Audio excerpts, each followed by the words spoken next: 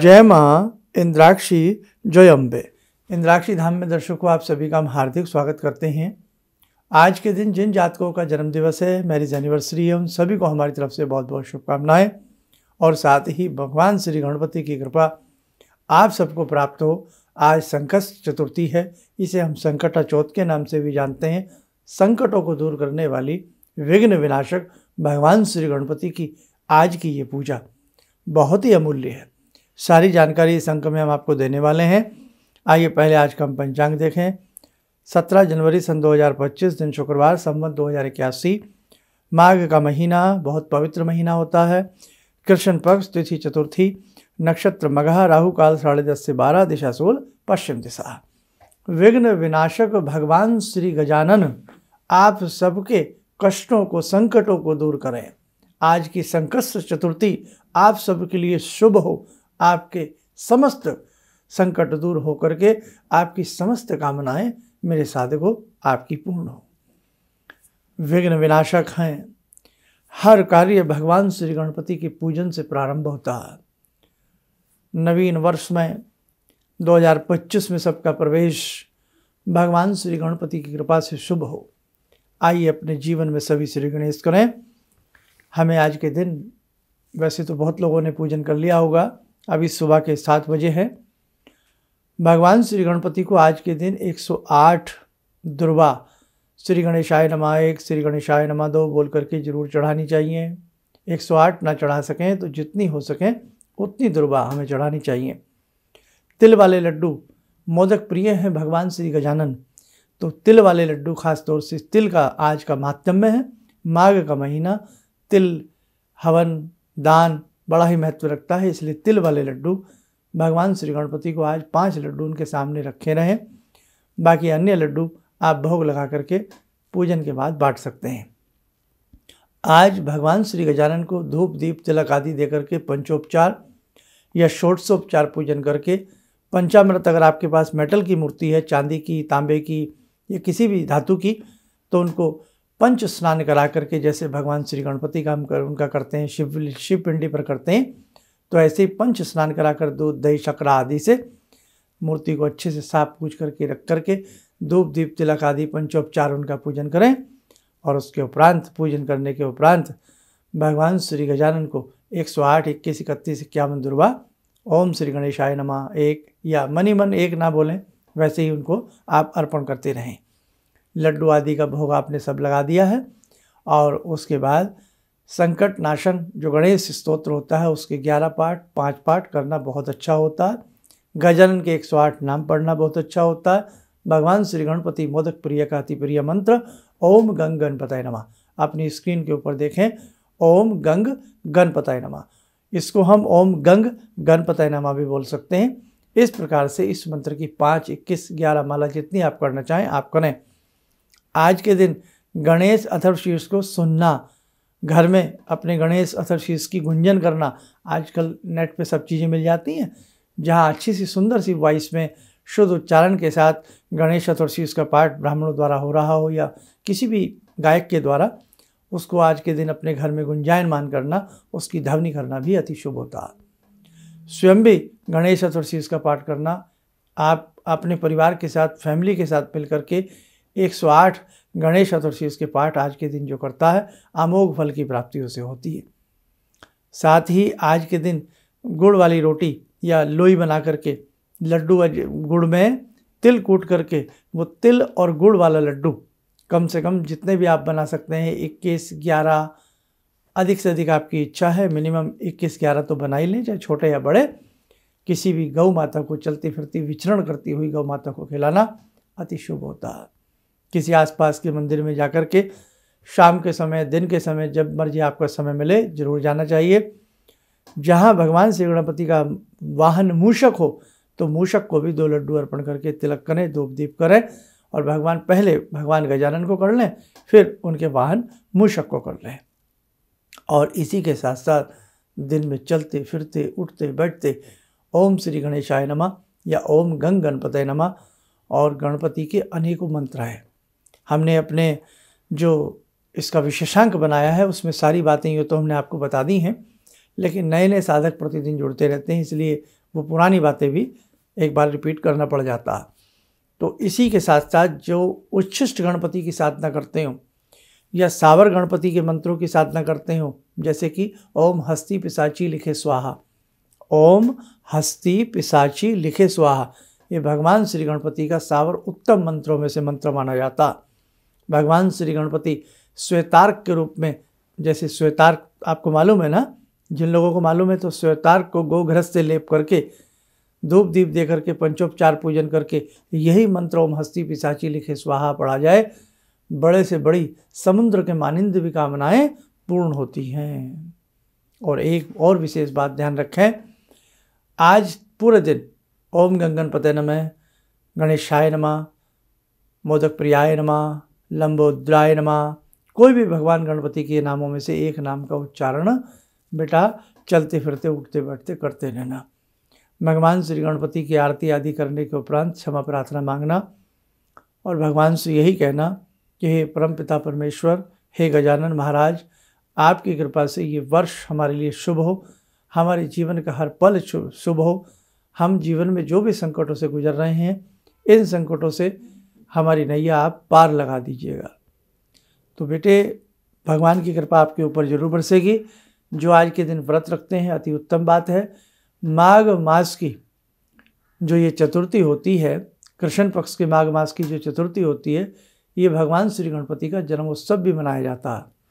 तो कहने का भाव, बहुत अच्छे से भगवान श्री गणपति की आज के दिन आप लोग पूजा करें, लड्डुओं का प्रसाद वितरण करें। तिल वाले लड्डू खासतौर से अच्छे होते हैं।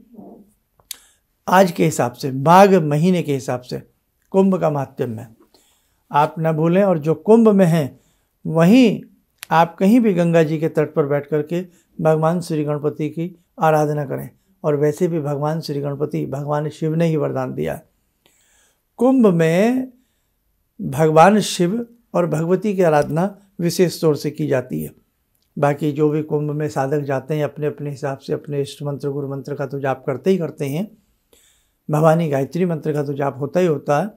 लेकिन वास्तव में देखा जाए जो कुंभ है वो भगवान शिव की ही आराधना है। और कुंभ के बारे में हमारा एपिसोड अब तक शायद आपको मिला नहीं है। हम प्रयास कर रहे हैं 1-2 दिन के अंदर अंदर इस महाकुंभ का एक विशेष एपिसोड आपको दिया जाए। जो प्रयागराज जाएं, गंगा मैया का पूजन अवश्य करें। क्यों? भगवान शिव और गंगा, इनका बहुत आपस में संबंध है, आपको सबको मालूम है। आज धरा पर जो हमें गंगा मैया के दर्शन होते हैं, भगवान शिव की कृपा से होते हैं। सर्वप्रथम जब भागीरथी ने गंगा मैया की उपासना साधना की तो सर्वप्रथम गंगा मैया भगवान शिव की जटाओं में आई। भगवान शिव ने अपनी जटाओं में उन्हें शिरोधार्य किया और उसके उपरांत गंगा मैया ने धरातल पर अपना रास्ता बनाया। कहने का भाव कि भगवान शिव यदि अपनी जटाओं में गंगा को न समाते तो शायद वो स्थान न मिलता। इसलिए कहने का भाव, भगवान शिव महाकुंभ में भगवान शिव की साधना आराधना हमारे सभी भक्तगण बहुत अच्छे से आप लोग करते रहें। और गंगाएं भी शास्त्रों में कई बताई गई हैं। स्वर्ग में गंगा है, ये ऐसा नहीं है कि स्वर्ग से गंगा जी आ गई तो वहाँ गंगा नहीं है। वहाँ मंदाकिनी के रूप में गंगा जी विराजती हैं, धरातल पर गंगा के रूप में विराजती हैं, पाताल लोक में भी भगवती गंगा अपने अनेक नामों से विराजती हैं। तो गंगा मैया पाताल में, आकाश में, स्वर्ग में, धरातल में, धरा पर, हर जगह इनका अपना अलग अलग प्रारूप है। और कुंभ पर्व में आप लोग जा सकते हैं तो कुंभ पर्व में जाने का जरूर सौभाग्य प्राप्त करें, क्योंकि कुंभ मामूली नहीं है। अनेक संतों के चरण वहाँ पड़ते हैं। भगवती गंगा का वास, त्रिवेणी का वास, अक्षयवृट, वही अक्षयवृट जहाँ भगवती सीता मैया ने भी उनको प्रणाम किया था, भारद्वाज मुनि का आश्रम, अनेकों गुप्त रहस्यों से भरा पड़ा है प्रयागराज। प्रयागराज मामूली स्थान नहीं है। इसलिए हम तो आज से 12 साल पहले जब महाकुंभ हुआ था तो उसमें हम लोग भी गए थे। और इस बार प्रयास है, लेकिन थोड़ा सा समय की व्यवस्था इस प्रकार की है, लेकिन मन बहुत है। इसलिए एक विशेषांक कुंभ के रूप में आप सबको भी हम 1-2 दिन के अंदर जल्दी देना चाहते हैं। खैर, बीच में कुंभ की बातें आ गई और आना भी ज़रूरी बनता है। और एक चीज़ हमेशा ध्यान रखें, जैसे आज की ये तिथि है, आज की ये तिथि है, कुंभ में जा रहे हैं, मौनी अमावस्या एक अपने आप में अति उत्तम महातिथि होती है। मौनी अमावस्या, मौन रह करके जो कार्य किया जाए। मौनी अमावस्या का विशेषांक चलिए आपको 1-2 दिन में ये भी हम देने का प्रयास करेंगे। और आज जैसी तिथियां जो भी होती हैं, इन तिथियों में जप तप दान पुण्य जितना आप ज़्यादा से ज़्यादा बढ़ा सकें उतना बेटा आप बढ़ाने का प्रयास रखना। और भगवान श्री गजानन आपके ऊपर ऐसी कृपा करें, आपके समस्त संकट दूर हो जाएं। आइए ध्यान करें आज की ध्यान साधना में भगवान श्री गणपति का। ॐ लम्बोदरं परमसुन्दरमेकदन्तं रक्ताम्बरं त्रिनयनं परमं पवित्रम् उद्यद्दिवाकरनिभोज्ज्वलकान्तिकान्तं विघ्नेश्वरं सकलविघ्नहरं नमामि। गणेशं गौरीपुत्रं च गणेशं शिवनन्दनं गणेशं पार्वतीपुत्रं गणनाथ नमोस्तुते। कवच बना लें, ध्यान करें, गजानन का शुभ आशीष हम सब के ऊपर बरस रहा है।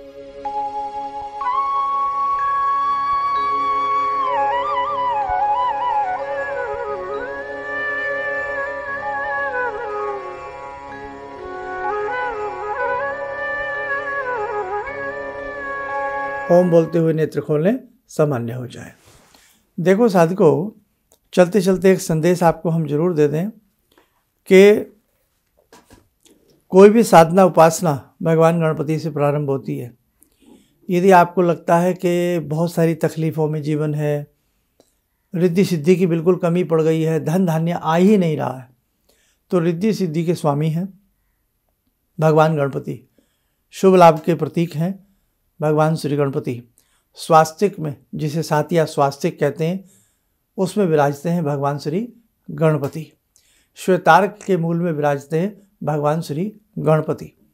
इसलिए गणपति के अनेकों साधनाएं हैं। हरिद्रा गणपति हैं, उच्छिष्ट गणपति हैं, है ना।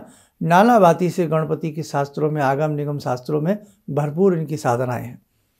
तो आपसे ज़्यादा कुछ ना आ सके, आज की स्थिति से 11 पाठ आप गणेश अथर्वशीर्ष के करें, गणेश अथर्वशीर्ष के करें 11 पाठ, और 5 पाठ संकट नाशन स्तोत्र के पढ़ें, और 11 माला ओम गंगणपतये नमः की आज से प्रारंभ करके 40 दिन तक कर लीजिएगा। 40 दिन जब पूर्ण हो जाए तो 40वें दिन 1.25 किलो लड्डुओं का भोग 108 दुर्वा भगवान गणपति को अर्पण कर दीजिएगा। बड़े से बड़ा विघ्न आपका दूर होगा, बड़े से बड़ा कार्य बनेगा। जिन बच्चों के विवाह शादी नहीं हो रहे हैं, घर के मंगल कार्य नहीं हो रहे हैं, तो अति आनंद की आपको प्राप्ति होगी। चलिए, आज की ये तिथि आपको सौभाग्य प्रदान करे, आज का ये पर्व आपको सौभाग्य प्रदान करे। बस आप यूं ही अच्छे अच्छे कार्य करते रहिए, श्रेष्ठ कार्य करते रहिएगा, भगवान की साधना उपासना आराधना से जुड़े रहिएगा। जीवन का हर क्षण आपका शुभ हो जाएगा। आप स्वस्थ रहें, सुखी रहें। इन्हीं शुभकामनाओं के साथ हम अपनी वाणी को विराम देते हैं। जय जय अम्बे। गुरु जी से मैं तब से जुड़ा हूँ जब से वो एक चैनल आती थी P7, उसी से मैं जुड़ा हुआ था। और गुरुदेव से हमारी जब मुलाकात हुई तो मैं आश्चर्यचकित रह गया जब उन्होंने हमसे बताया कि आपके साथ ऐसे ऐसे हुई। तो मैं इतना आश्चर्य हो गया कि इन्हें कैसे मालूम, और इतना बढ़िया इन्होंने बताया जिसके वजह से मैं आज तक उनसे प्रभावित हूँ। और इनका बताने का शैली वगैरह इतनी बढ़िया है जो हम अपने क्लास के टीचर से भी उतना बढ़िया नहीं समझ पाते थे। ये हमें बहुत पसंद आई। और दूसरी बात कि इनके साथ जितने भी मैं जुड़ा, जब से जुड़ा रहा, जो भी समस्या आई, मैं बहुत ही अच्छा तरह से मेरे सॉल्व होते चले गए। और आज तक मैं उनके आशीर्वाद से मैं बहुत सुखी हूँ। किसी भी समस्या के समाधान के लिए मिले प्रसिद्ध हस्तरेखा एवं वास्तु विशेषज्ञ प्रोफेसर धर्मेंद्र शर्मा जी से। नोट: शिविर में भाग लेने हेतु एवं व्यक्तिगत रूप से मिलने के लिए कॉल करने का समय सुबह 10 बजे से शाम 6 बजे तक।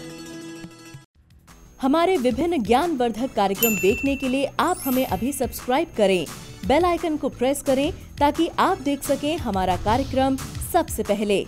और अधिक जानकारी के लिए फेसबुक पेज को लाइक करना न भूलें।